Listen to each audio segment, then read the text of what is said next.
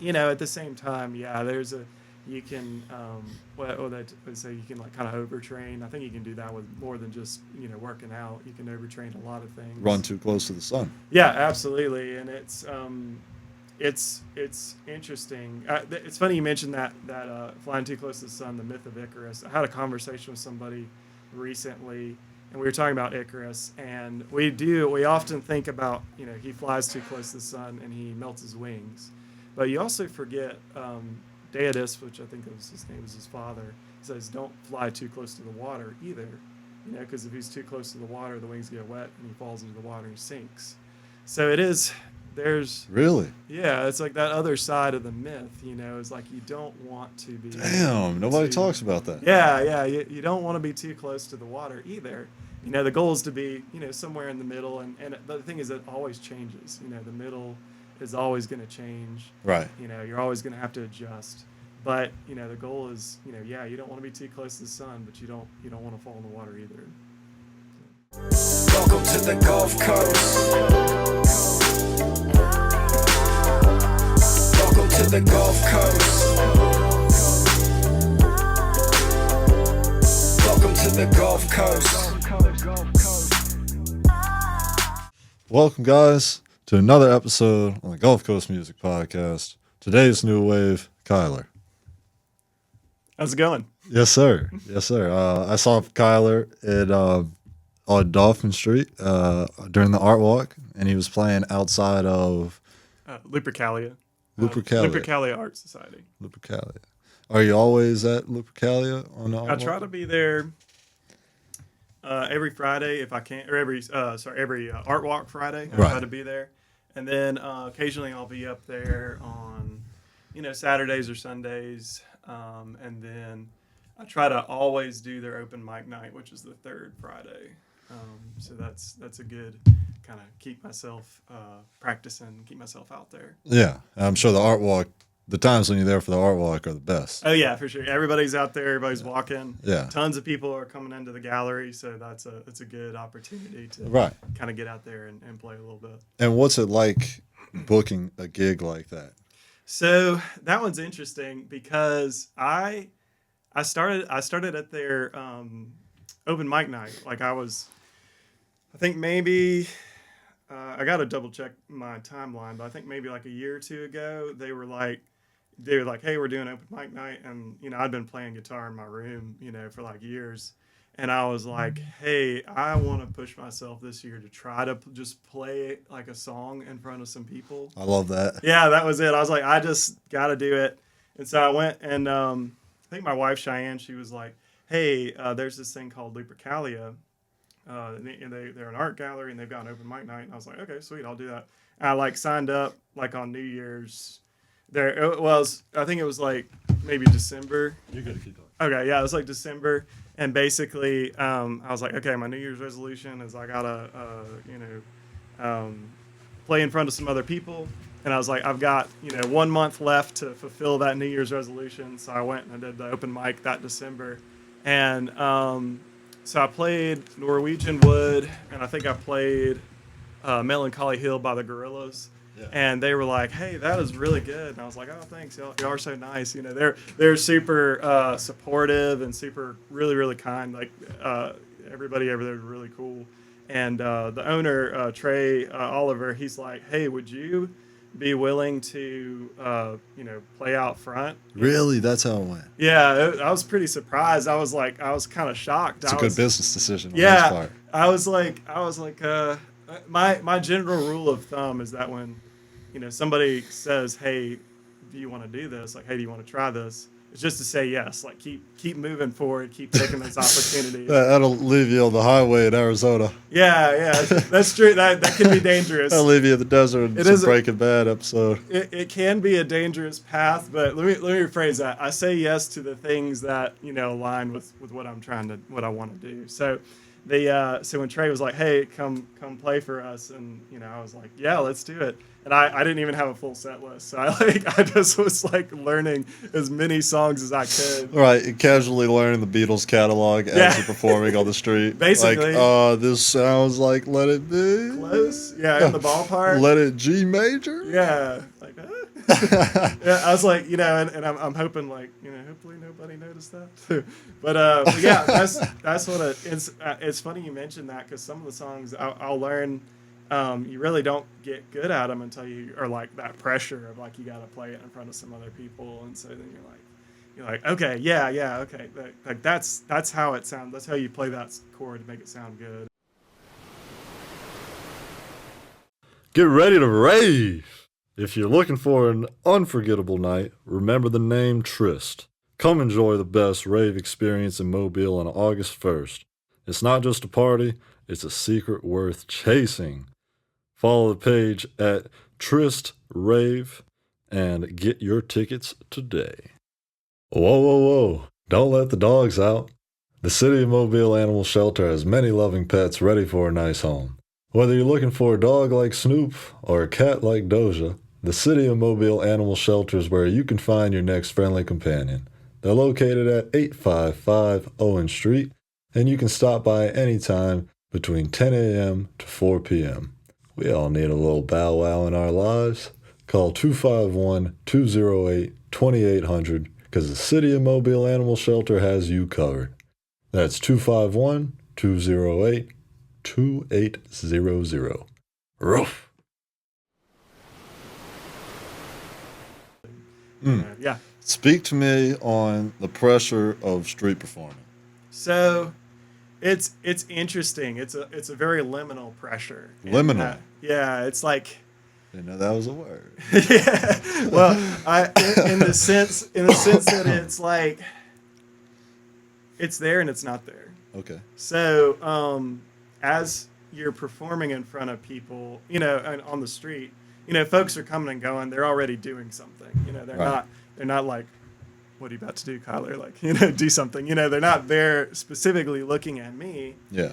But at the same time, I'm out there playing, like singing as loud as I can, and Right. Simultaneously, the background dancer and the forefront. yeah, exactly. Yeah, both of those things, and people notice you and they see you there and they see what you're doing, and so like if you do a bad job, people just kind of ignore you.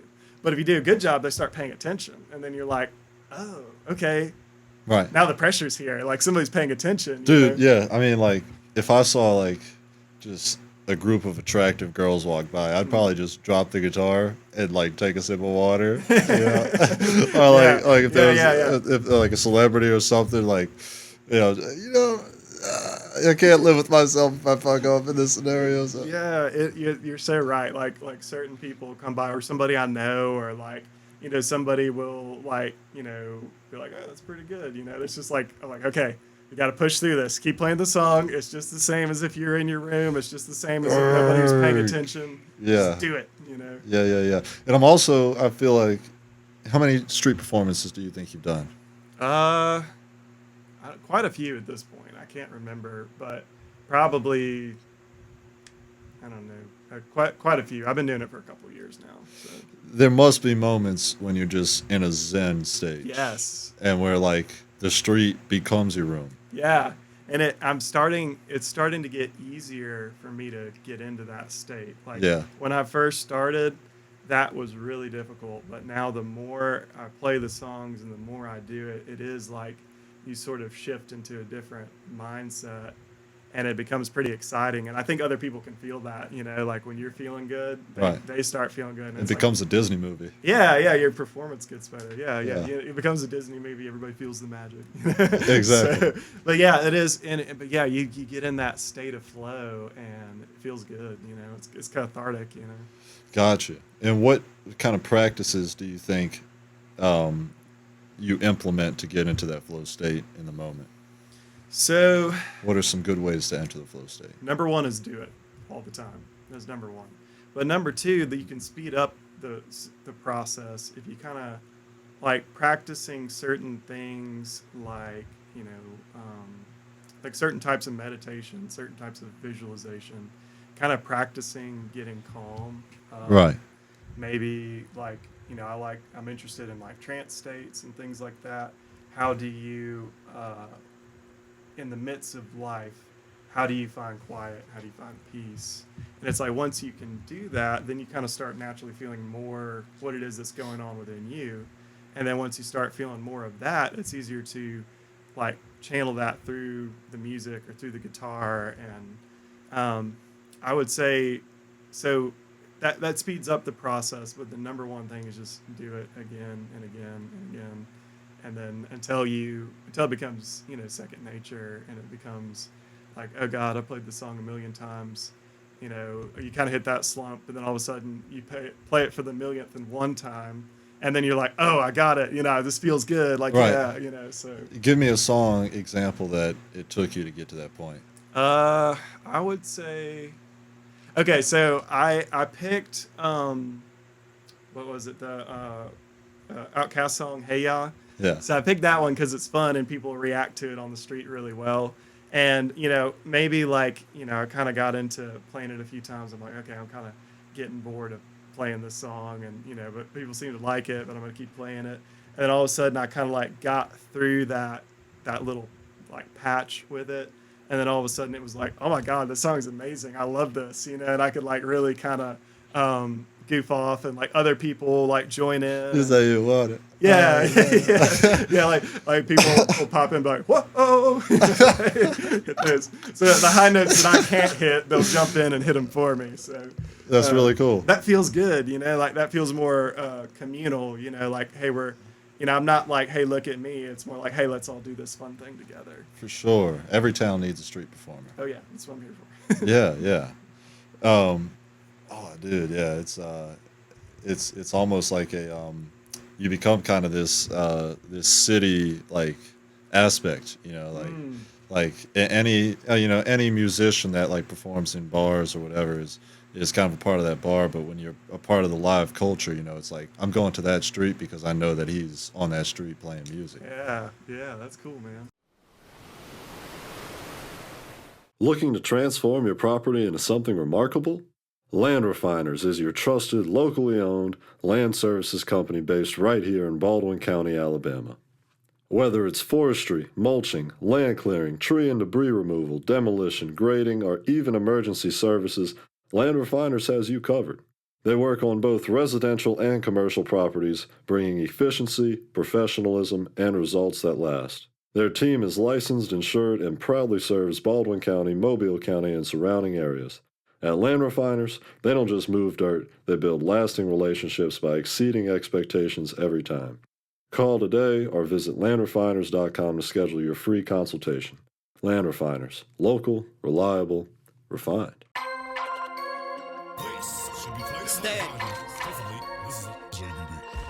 Green team. Bitch, I'm ballin' like West Lionheart. Rocket in my pocket like Westbrook. Bitch, I'm ballin' like Westbrook. Rocket in my pocket like Westbrook. Let my little homie take the shot like Westbrook. Still got them cannons, J. Russell, not Westbrook. Bitch, I'm ballin' like Westbrook. Euphoric. Let's change the subject. I can talk about your looks for days. Take it off your mind. I could do this all the time.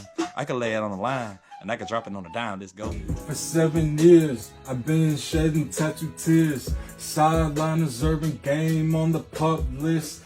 Yeah, blessing on all of my haters, that's just what it is. Yeah, to live.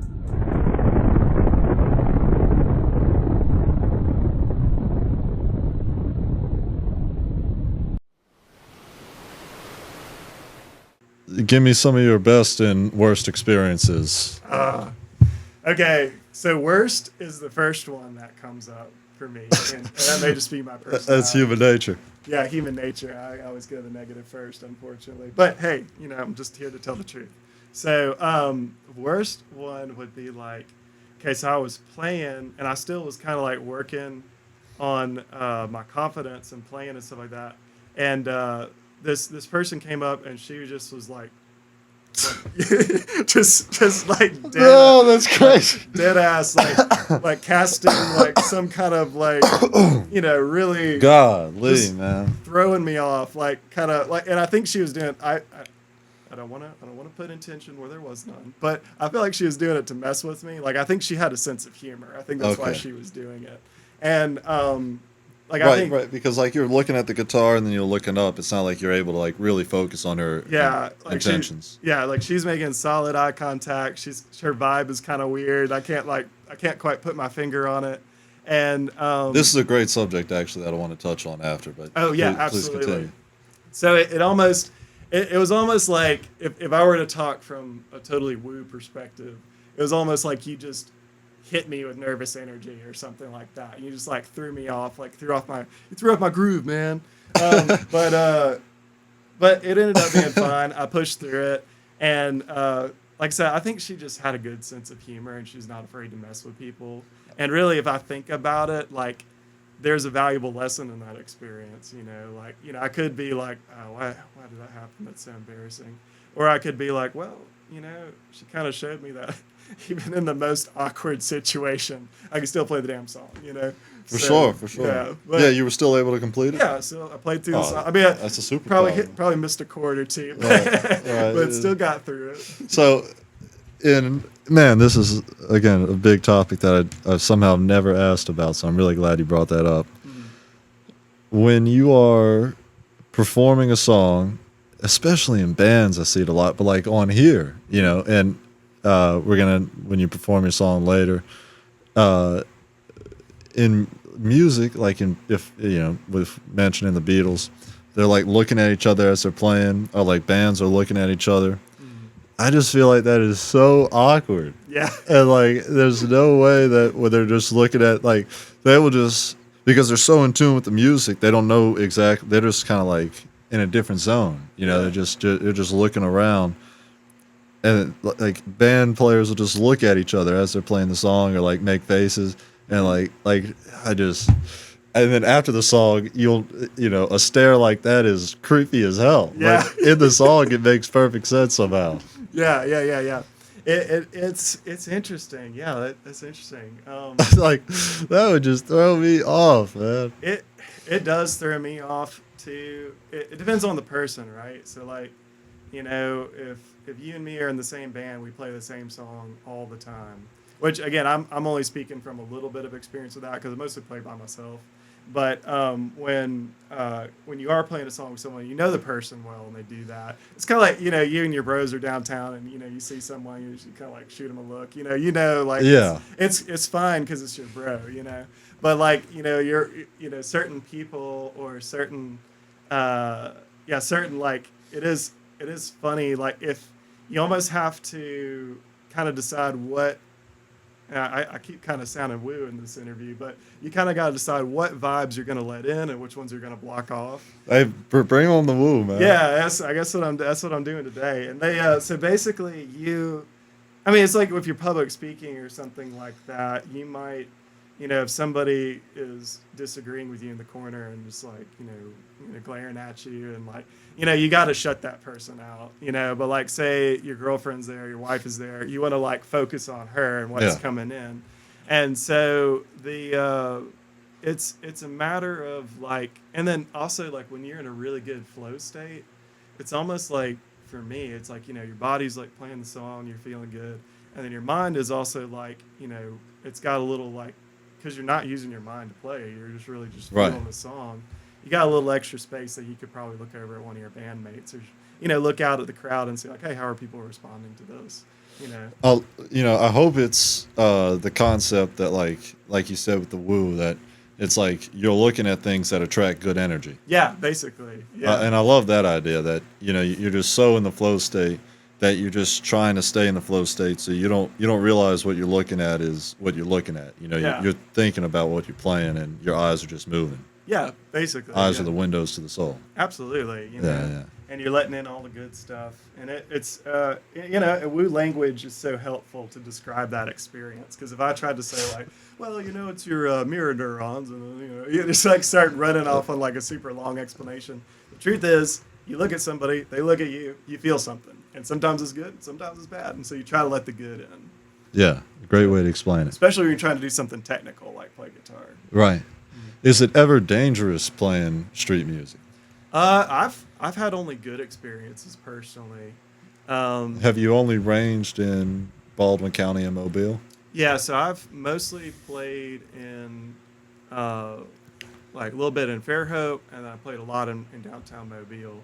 And in my experience, I mean, you get folks that'll come up to you that'll be like kind of weird, and they'll like, like they'll interrupt your performance and want to talk to you about, whatever, or be like, hey man, They usually have a drink in their hand.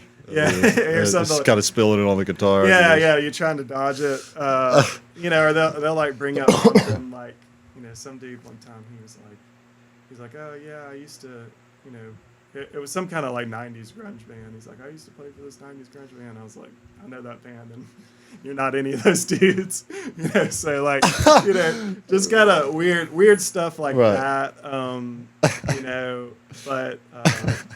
but again, I've never had anything negative occur. People kind of, when you're doing something, you're playing the guitar, people, they stop and they listen to you, or they kind of let you be, so it's kind of, I would say it's for me, it's been a pretty safe activity. So Yeah. I would love to someday. I always hear about folks do the busking challenge, where you try to get as much money as you can in one town, and then take that whatever money you generate, shit. go to another town. Dude, that's really cool. Yeah, it's super cool. Like, And see how far you can make it? yeah, you see how far you can go. That might end you up in Arizona, like you were talking about. But you I'm not quitting. You're in debt. Yeah, dadgummit. So, but you end up just being homeless without a guitar because you sold it. Ah, shit. Yeah, this is not how that is. You're just stomping your foot on the ground. See, that's what you got. That's the good vibes. You gotta let the good vibes. You just do one of these. Yeah. yeah. Like, hey, if you got good enough rhythm, good enough vibe, you can make it work. Right. So, save it up. You're holding the cardboard, save it up for a guitar, sold it in Picayune, Mississippi. Yeah, there you go. But but man, it's cool, dude. I've heard of some folks get pretty far. I know people in Europe do it a lot because it's very accessible in Europe with all the trains. It'd be a little tricky here in the U.S., but I think it could be done. Gotta do one of these. Yeah. Well, are there certain songs that warrant more money, do you think? That's a tough one, because like you could get up there and play the most complicated I don't know, Yes song, or whatever, What do you mean by a complicated Yes song? Like the band Yes, like just like some super technical, or something like Rush, or just some crazy technical song. And people are just gonna, if they like it, they'll respond. If they don't like it, they're just gonna be like, okay, whatever. It's funny how art is, like the simple things that really don't take as much energy and craft sometimes. Yeah. No diss on the Mona Lisa, but for that to be considered like the ultimate painting. Yeah. Well, that's a good point. It's a beautiful painting, but like I don't have the.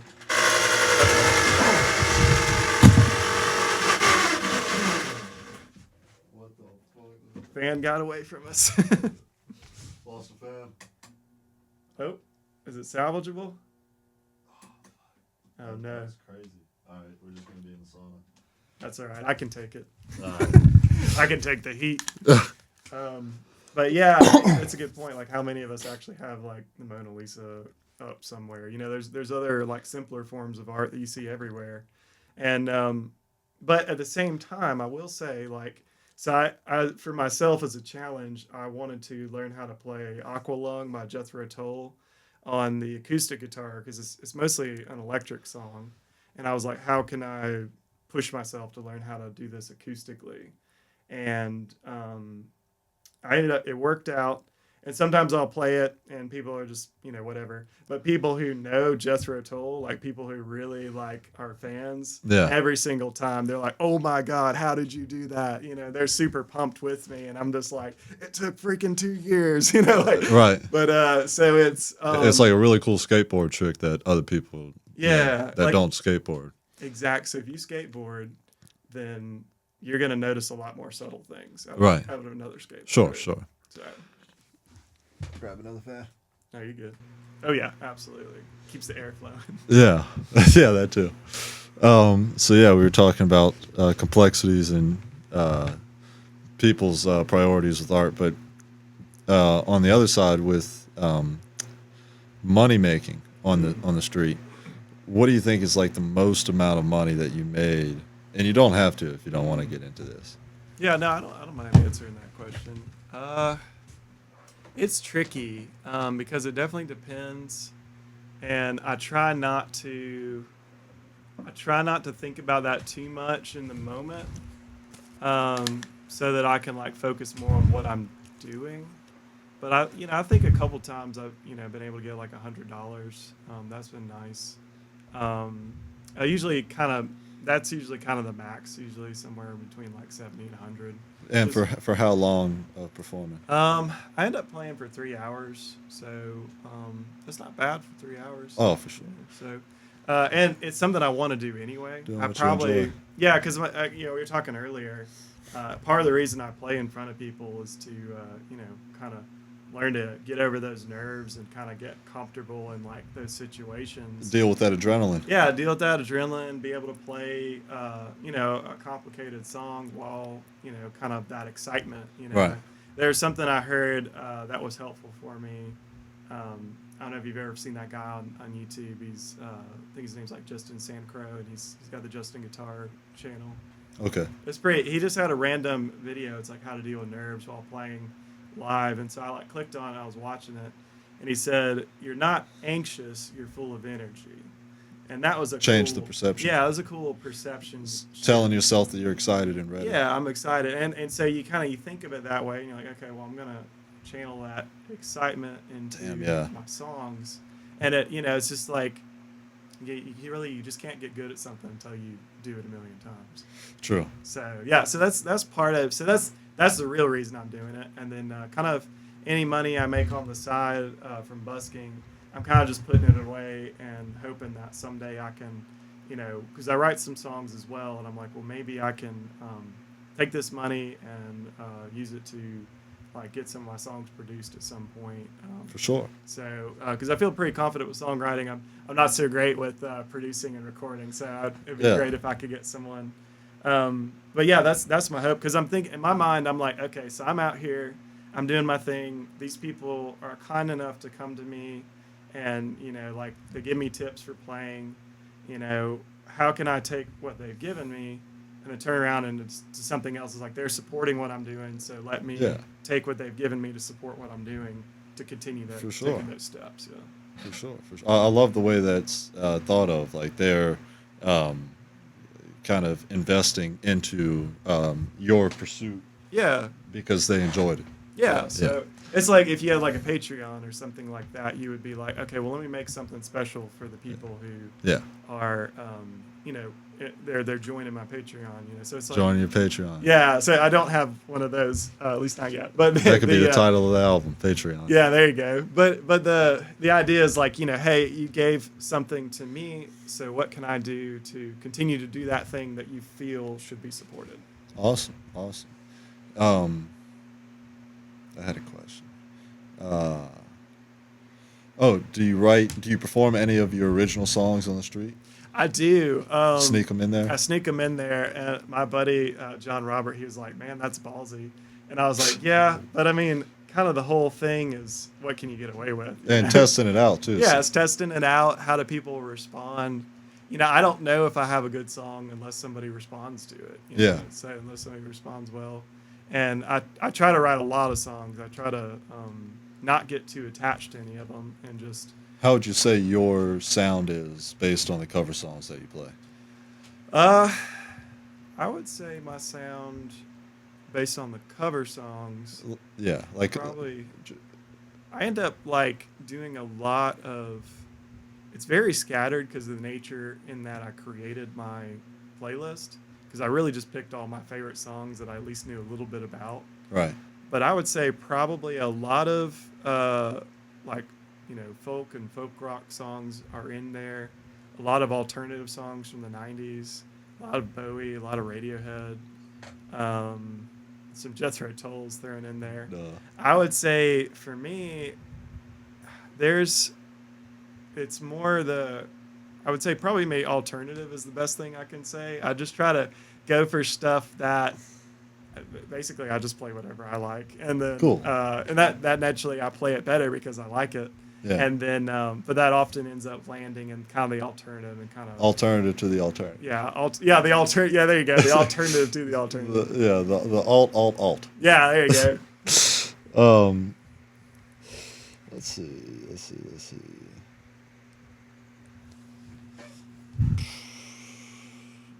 Again, there was a question that slipped my mind. I'm sorry.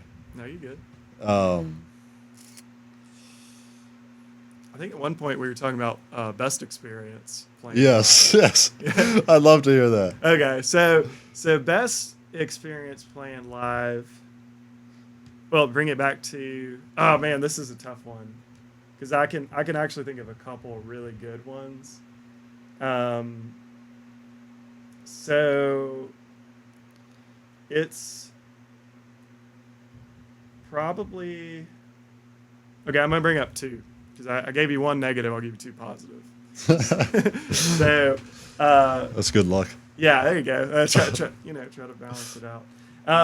So one of them that was really awesome was like, I think the first time I played that Aqualung in front of folks, I played at the open mic night, and everybody down there was totally on board with it, and it was so much fun, and I was loving the song. Right. Everybody that was listening to me seemed to really enjoy it, and it felt good, like we were all on the same page, and people were like, that was really cool.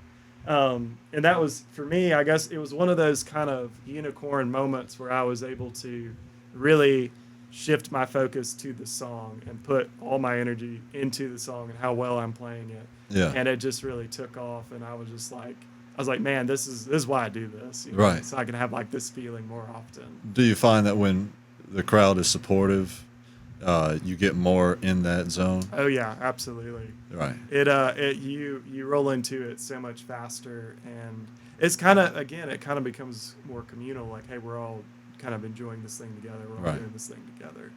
And Some people, like, I think it's more so in the sports world, Yeah. where like certain players will play better at away stadiums, yeah, but I don't think it exists in music, because like the whole point of music is that communal.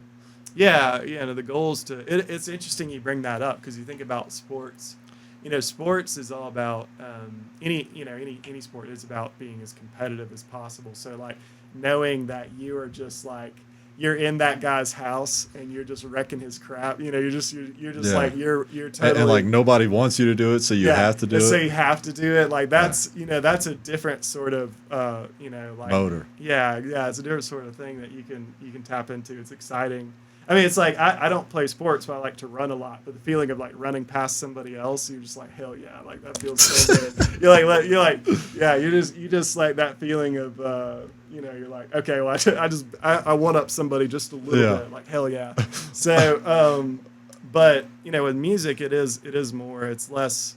I mean, it can be competitive, like who's the best at this who's the best at this thing or that thing. But like really, like I think to get the full experience, it's got to be everybody doing it together. And I mean, if you think about it, we're all just we're tribal creatures, and We're all just humans. Yeah, we're all humans. We do things together mostly, and we do things to help us stay together. And Right. we the only people we really compete with are people in the other tribe. So like people over there, and so like, and hopefully you do. I it hate in those guys. Yeah, hopefully you're doing it in a healthy way. Right. That those two can have a good relationship, even with the competition. But I would say music is like here with your people, and like your close circles. Right. And of course, the goal is to keep expanding that circle. I wonder if there were ever like music tribal wars. That would be interesting. Right. I feel like that would be like a. I feel like that'd be a cool as hell movie. Oh yeah. Yeah. Right. Johnny, get the strings ready. Yeah, get it ready. But yeah, no, that was Mad Max Fury Road. When the dude comes out and he's got the. Right. He's like hanging. I from mean, yeah, I guess like in regular war, like you got the guys playing. Yeah, keeping that rhythm up. Playing the drums as they're walking to battle. Yeah, well, I mean, you think about a football game. Like Alabama's got that $1 million team. You got the it's a band. $1 million band. Yeah, and that's a big part of it. That the whole crowd's on that same rhythm. Right. You can get stuff done. You win a football game. I wonder what those guys like saw back in the day, like on the battlefield with the instruments. Yeah. You know, like, you're not gonna shoot me, right? You know what I'm I saying? would just be like, thank God I'm in the back with the drum set. Right, right. Not up there.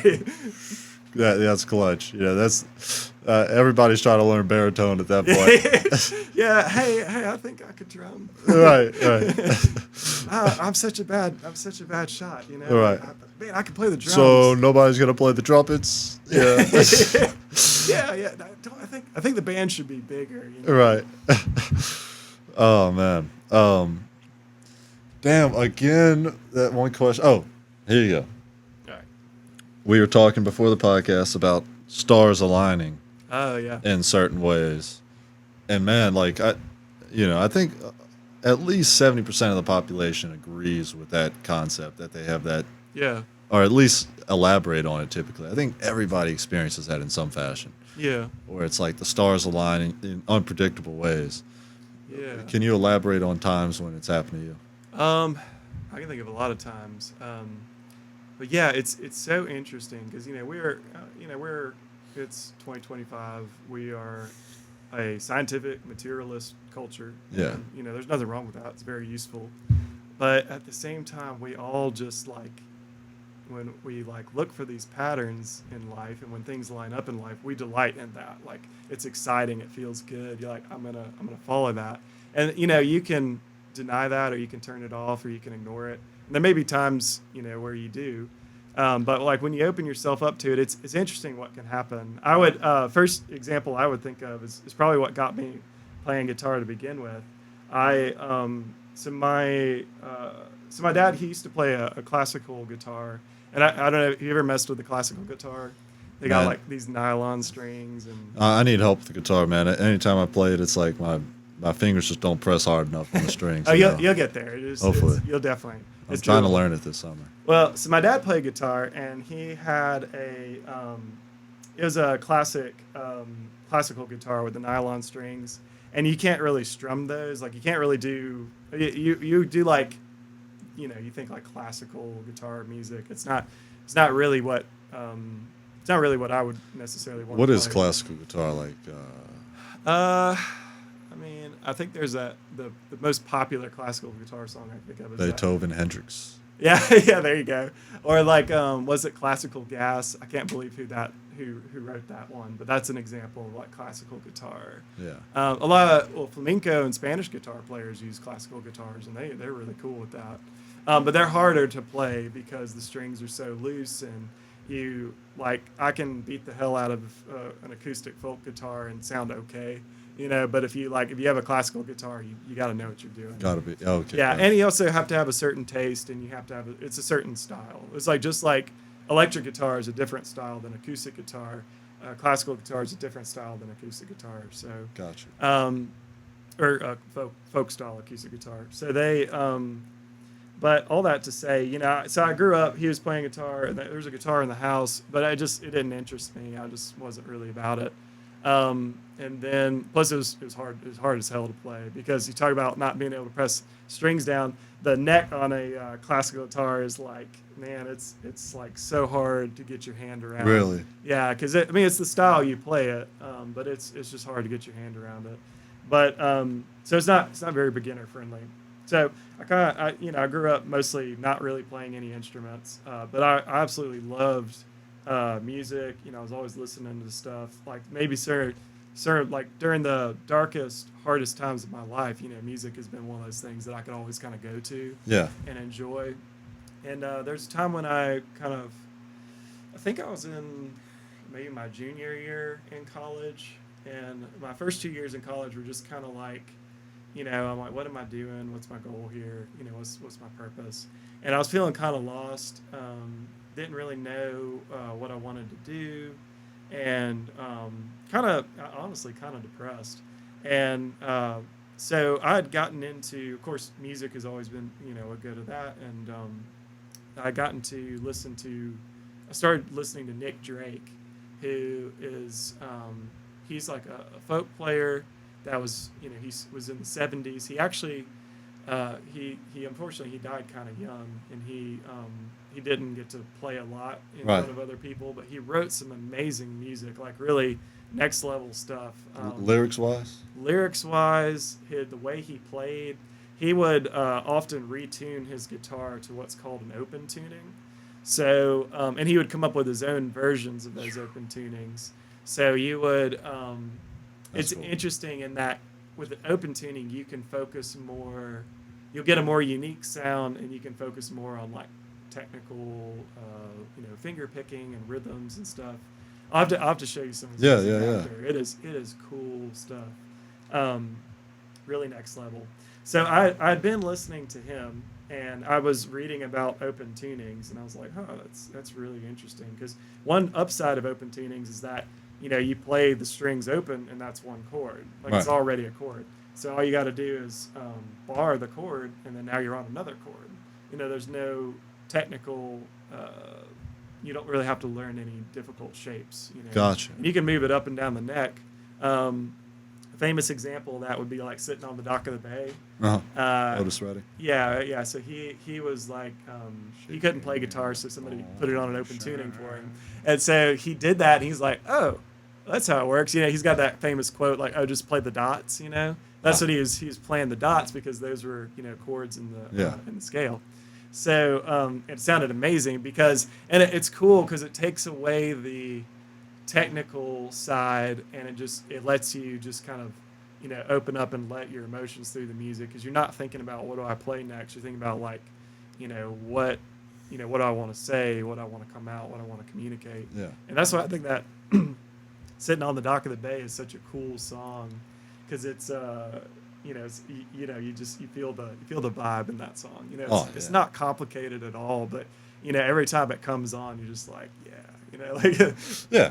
I mean, Otis Redding is in a league of his own. Yeah, for sure, absolutely. Yeah. So I mean, there have been so many covers of Sitting on the Dock. That is one of those. That would be one of those songs that I think is like, it is built into our culture at this point. Right. It was meant to. The guitar was meant to have a sitting on the dock of the bay. Absolutely. So he fulfilled its purpose. Yeah. Anyway, all that to say, I was looking at these two things at just the right time. I take my trash down to the dumpster, and so I open up the dumpster, and on top of the dumpster is a guitar, and I was just like, I can't believe somebody threw away this guitar. Holy it's like a whole guitar, and I was like, my theory is somebody's girlfriend got pissed at him, and was like, throw your guitar away. Right. But anyway, it's just this whole guitar sitting like right there on top. It's not a fancy guitar, but it's there. It's relatively clean if you're being up on top of the dumpster. You clean the blood off of it. You're like, man. Like, damn, look at that. So I pick it up, and I'm like, I just like, I hate to see this thing. I hate to see a guitar be thrown away, because I at least had enough respect, for the instrument. So, I'm sorry, man. I just no, because like it's true. You don't want to see certain things, but like in a world where we're all humans, and it's like materialistic things. It's like we associate instruments as people. Yeah, you're absolutely right. Yes. Because this poor guitar. Yeah, oh my God, dude, you hit the nail on the head. Because I had such a good life. Yeah, I'm just like, it doesn't deserve this. Like this poor thing. Absolutely. I was, I was giving that guitar some agency. So yeah, I brought it inside. Changed out the strings, and I was like, hey, I want to try the open tuning thing. I started doing the open tuning thing, and I was like, okay, I can kind of, strum some stuff, get some rhythm going. And then I was like, well, there's, all sorts of YouTube videos now that I can watch on the guitar, and kind of just kept going from there. And then all of a sudden it's like, well, damn, now I play the guitar. And it's just like, that was a long story, but to bring it back to your original question. I love it. Yeah. It's just like each step of the way was just, there was an opportunity where I could have been like, yes or no. And I'm like, yeah, okay. Yeah, okay, I'll take that. Like, okay, I'll step there next. Okay, I'll step there next. Right. And I kind of, the more you do that, you end up like, it's like, you may not see the path in front of you, but you take that step, and then, you take that step, and all of a sudden another step appears. you take another step, another step appears, and you just Fulfilling your purpose. yeah, and it just, Amen, brother. yeah, it just starts working out, and little by little, you go from being like, hey, this is something I'm kind of messing around with, to like, hey, this is something I do. And then eventually you go to like, hey, this is something I'm actually kind of good at, and then it just kind of like keeps on rolling, and it feels good, like there's a part of you that could say this is all chance, and it might all be chance, and if it is, that's even more amazing. So, but there's another party that's like, I feel like I need to follow this path. So, For sure. and you do it, and it works out. Lastly, speaking of paths, you mentioned that you were a runner at one point. Yeah. Were you a runner in school? So yes, I was a runner in school. I didn't run for any teams or anything, but I just kind of ran daily for exercise because I really enjoyed it. Yeah. And recently, though, I've been getting more and more competitive with it. Kind of trying to aim for like a half marathon. So a lot of hot summer days right now. Oh yeah. So- What time are you running in the mornings? So lately, I've been running in the evenings. Oh, okay. Like if you run after 6, you're okay usually. But man, there's 1 or 2 times like my day is busy, and I have to like run like closer to my lunch break, and I'm just like, like why am I doing this? Yeah, no chance. Yeah, but I end up pushing through, So Really? it works out, yeah. So I just tell myself. What motivates you to? Sorry. Oh yeah, no, you're good. I just tell myself, I was like, if I can do it at 12 o'clock, and then I can do it at any other time. So, Damn right. Yeah. What motivates you to do a half marathon? I think it's kind of, a lot of, what motivates me to kind of keep playing guitar, keep busking. It's like, what can I do a little more than I did yesterday? Because I notice if I'm like, hey, I'm just going to run a 5K every day, you kind of like, it start to. Oh it yeah. I starts mean to that's get kinda old. everything, man. That's just how we're wired, man. Yeah, it gets old. You start losing that joy. But then you like, push yourself like, oh, let me run a 5.5K. Like, But then at some point your ambition just kills you, man. that's true. It's you at a certain point you gotta cool your jets. Yeah. So which is helpful if you got other things you can switch over to. But That's a good point. but at the same time, yeah, you can so you can like kind of overtrain. I think you can do that with more than just working out. You can overtrain a lot of things. Run too close to the sun. Yeah, absolutely, and it's interesting. It's funny you mentioned that flying too close to the sun, the myth of Icarus. I had a conversation with somebody recently, and we were talking about Icarus, and we often think about he flies too close to the sun and he melts his wings, but you also forget Daedalus, which I think was his name, is his father, says don't fly too close to the water either, because if he's too close to the water, the wings get wet and he falls into the water and he sinks. So there's Really? yeah, it's like that other side of the myth, is like you don't want to be. Damn, nobody too- talks about that. Yeah, you don't want to be too close to the water either. The goal is to be, somewhere in the middle, and the thing is it always changes. The middle is always going to change. Right. You're always going to have to adjust. But, the goal is, you don't want to be too close to the sun, but you don't want to fall in the water either. That's a great way to end it, man. I love that. I love that. Thank you, man. Yeah, man, this is so fun. Yeah, you're a really relaxed guy. Do you think like other street performances kind of helped you? Oh yeah, for sure. I'm definitely one of those folks that I internalize a lot of my fears and anxieties. Yeah. So like getting out there and street performing and having to, because if I get out there and I'm armored up, and I'm uncomfortable, Right. you're not gonna want to listen to me. Right. So like having to open my heart and get comfortable and find peace and practice that, like just practice doing that in a lot of ways, even more than just street performing, that does help a lot. It's like oftentimes we think like, oh well, if I could get this thing, then my anxiety would go away. But the truth is, it's something you got to work with. It's something Right. you got to practice. Are you not? It doesn't seem like you have any social media. Am I right? Yeah, so I do have social media, but I need to open it back up. But I kind of stepped away so I could focus on doing more things. I tend to, talking about that internalized anxiety, I tend to like kind of doom scroll, get pulled into that stuff so bad.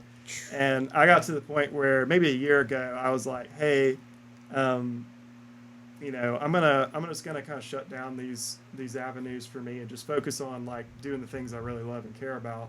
And that was a game changer for me. And that's kind of what I've been doing. But as I'm starting to play guitar more, I also recognize the utility of having social media. So I was like, when you and I were talking, I was like, man, can I start a YouTube channel before I go do that podcast? And I was like, yeah, I don't have time. But And the 2 weeks prior to the podcast, Yeah, or maybe not even 2 weeks. Yeah. That was 3 days ago or something. Huh? yeah, it was pretty quick. I probably did have time. I should have started YouTube. Yeah, I was like, Should have maybe posted every video I've ever had. just throw something on there. But yeah, I all that to say, I took a step back from it, not to take a, like, some people like, I went monk mode and took a break. I wasn't really like taking a break. I was really just like, let me refocus my attention on things that feed me rather than drain me. The battle is that, in this age of being an artist, you're gonna have to have a social media presence somehow. You gotta work with that. Especially if you start documenting your street performances, just have something to keep the fans engaged. Yeah, for sure. Just so Build up people know fans. I'm out there. Yeah. But I think too the timing is probably right now, because I think maybe a couple of years ago I was still working out that confidence, and I think as I'm starting to build that up, I'm like, I think that'll make some better videos to throw up there. So, I love the way you.